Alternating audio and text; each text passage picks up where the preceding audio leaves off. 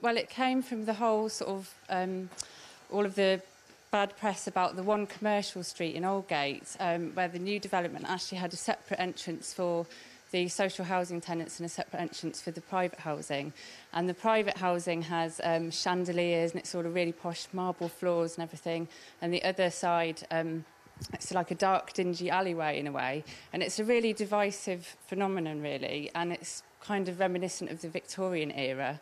So I thought that would be a good title to bring the show together. And you've been looking at housing in your own work for a number of years, but why did you want to get other people involved? I think I've been making work for about 3 or 4 years about housing, mainly because of my own frustration with it, really, and wanting to make a point about it. But I think when there's a group of you, your voices can be louder. As a collective, you can make a stronger point. So I wanted to find other people making similar work that would bring the whole thing bigger and louder, really. How did you go about choosing the artists? You've got a real collection here, a real mixture. Yeah, so a couple of the artists are people that I knew and I knew their work and I really wanted them to be in the show. And then I also did an open call, which I feel that's a good way to kind of open it out, and it would introduce me to artists that I didn't necessarily know. And it was really amazing, the people that applied. There was a really big response to it.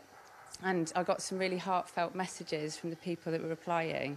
It really just shows how many people are affected by the issues that are going on with housing.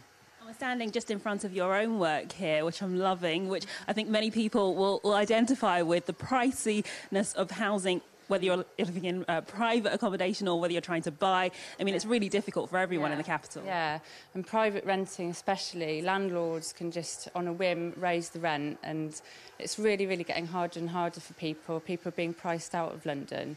I always see estate agent signs sprouting up like weeds all over the streets, and I thought they're kind of interrupting our visual landscape. I thought, right, I'm going to take those and I'm going to put real people's genuine stories about what's happening to them on them. So it's stories that I've been collecting that people had told me. Maybe they'd had to move their kids out of a school because they couldn't afford the rent anymore where they're living, or there's one here about bed bugs, and we were saying earlier about how landlords are in a position of power and they don't necessarily have to do things to sort problems out for you. So, yeah, that's what it's all about, really.